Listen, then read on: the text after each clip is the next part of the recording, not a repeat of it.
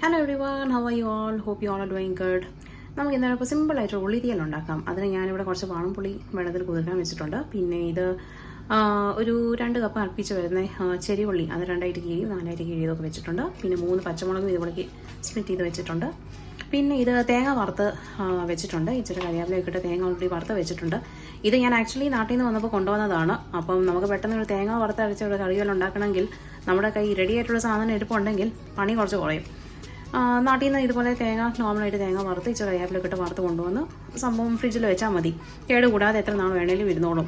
പെട്ടെന്നൊരു അത്യാവശ്യത്തിന് കറി ഉണ്ടാക്കണമെങ്കിൽ ദിസ് വുഡ് ഹെൽപ്പ്. നമുക്കപ്പം ഇതെങ്ങനെ ഉണ്ടാക്കണം നമുക്ക് ഇനി നോക്കാം. ഓക്കെ, നമ്മളിപ്പോൾ പാനിൽ കുറച്ച് വെളിച്ചെണ്ണ ഒഴിച്ച് കൊടുത്തിട്ടുണ്ട്. ഒന്ന് ചൂടായിക്കോട്ടെ. ഇതിലേക്ക് നമ്മുടെ കയ്യിലുണ്ടായിരുന്ന വറുത്ത് തേങ്ങയുണ്ടല്ലോ അത് ഞാൻ ഇട്ട് കൊടുക്കുകയാണ്. ഇത് 1 കപ്പോളം വരും. ഓക്കെ, എന്നിട്ട് ജസ്റ്റ് ഒന്ന് ഇളക്കി കൊടുക്കാം. ഇതിലേക്ക് നമുക്കിനി കുറച്ച് മസാലപ്പൊടി ഐറ്റംസ് ഇടാം. ഇത് ഓൾറെഡി വറുത്ത് വെച്ചിരിക്കുന്ന തേങ്ങ പീര ആയതുകൊണ്ട് ഇതിനെ അങ്ങോട്ട് റോസ്റ്റ് ചെയ്യണമെന്നില്ല.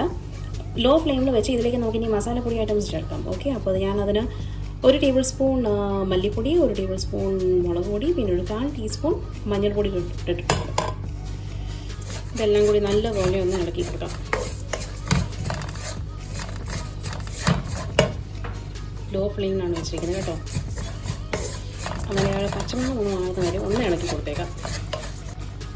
പൊടികളൊക്കെ ഈ സമയത്ത് ചിലപ്പോൾ കരിഞ്ഞു പോയിരിക്കും. അതുകൊണ്ട് ലോ ഫ്ലെയിമിൽ വെച്ച് വേണം സംഭവം ഇളക്കിയെടുക്കാൻ. ഇതിൻ്റെ പച്ചമണം എല്ലാം കംപ്ലീറ്റ്ലി മാറിയിട്ടുണ്ട്. നമുക്കിനി ഇതൊക്കെ പാത്രത്തിലേക്ക് മാറ്റി വെക്കാം. നമ്മൾ ഈ മസാലയുടെ വറുത്ത തേങ്ങ ഒരു പാത്രത്തിൽ മാറ്റി വെച്ചിട്ടുണ്ട് ചൂടൊന്ന് പോകാൻ.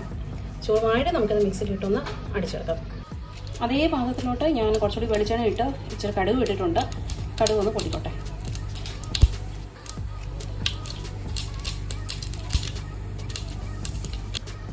കടുക് മൊത്തം പൊട്ടി വന്നിട്ടുണ്ട്. തീ ഇനി കുറച്ച് വെച്ചിട്ട് നമ്മളിവിടെ അരിഞ്ഞ് വെച്ച ചെറിയുള്ളിയും പച്ചമുളകും അതിനി ഇതിലോട്ടിടാം. എന്നിട്ട് ഇതെല്ലാം കൂടി ഒന്ന് ഇളക്കി കൊടുക്കാം.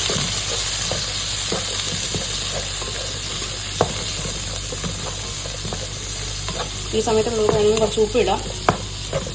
സംഭവം ഒന്ന് പെട്ടെന്ന് വെന്ത് വരാനായിട്ട്.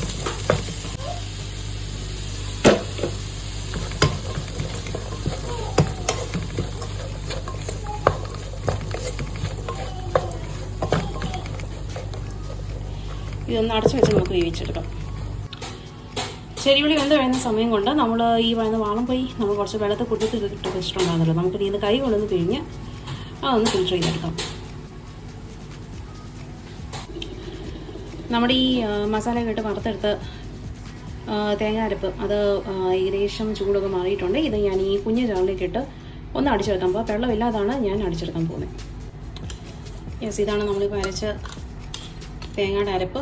ഇത് ഒന്ന് അടിച്ച് കൊടുത്തിട്ട് ഇടയ്ക്ക് ഒന്ന് സ്റ്റോപ്പ് ചെയ്തിട്ട് വീണ്ടും ഇതിൻ്റെ സൈഡ് എന്തെങ്കിലും ഇരിപ്പുണ്ടെങ്കിൽ അതൊന്ന് വിട്ട് ഒന്ന് കൊടുത്തേരാം. എന്നിട്ട് വീണ്ടും ഒന്ന് അരച്ചെടുക്കാം. ഇത് നിങ്ങൾക്ക് വെള്ളം ചേർത്ത് അരയ്ക്കാം. ഞാൻ വെള്ളം ചേർക്കാതാണ് അരയ്ക്കുന്നത്. കാരണം ഇതിലുള്ള എണ്ണ താനെ വിട്ടിറങ്ങി വീഴും. ഓക്കെ, യെസ്, അപ്പോൾ ഇതാണ് നമ്മൾ മഷി പോലത്തെ പേസ്റ്റ് നമുക്ക് അരച്ച് കിട്ടിയിട്ടുണ്ട്. ഇതിനുള്ള എണ്ണ വിട്ട് വന്നതാണ് ഈ സംഭവം നല്ലപോലെ അരഞ്ഞ് നമുക്ക് കിട്ടിയിട്ടുണ്ട്. നമ്മുടെ ഈ കുഞ്ഞുള്ളി ഏകദേശം വെന്ത് വന്നിട്ടുണ്ട്. കളറൊക്കെ മാറി ഒരു ലൈറ്റ് പിങ്ക് ഷെയ്ഡൊക്കെ അയച്ചിട്ടുണ്ട്. ഓക്കെ, അതൊരു പാതി വേവുമ്പോഴത്തേക്ക് നമുക്കിനി ഇതിലേക്ക് വാളംപുള്ളി അതിൻ്റെ വെള്ളം ഇട്ട് കൊടുക്കാം. അതായത് ഞാൻ കൈകൊണ്ട് പിഴിഞ്ഞ് ഫിൽറ്റർ ചെയ്ത് വേസ്റ്റ് കളഞ്ഞിട്ടുള്ള വെള്ളമാണ്. ഞാൻ അതിനി ഇട്ട് കൊടുക്കാൻ പോകണം. ഇനി അതെല്ലാം കൂടി ഒന്ന് മിക്സ് ചെയ്യാം.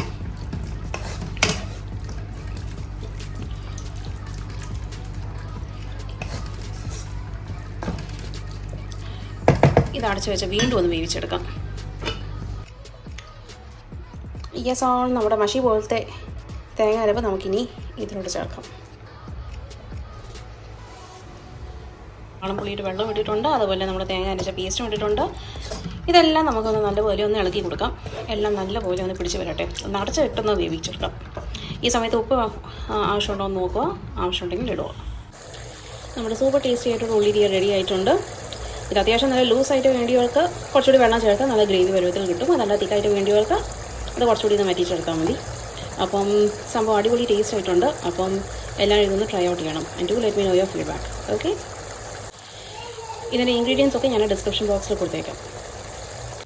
യെസ്, അപ്പോൾ കുറച്ച് ചോറിൻ്റെ കൂടെ നല്ല കൊഴുപ്പുള്ള ഉള്ളിത്തീയലും പിന്നെ കോഴിക മെഴുക്കുവരട്ടിയും മാങ്ങാച്ചാറും പപ്പടവും, അതാണ് ഇന്നത്തെ സ്പെഷ്യൽ.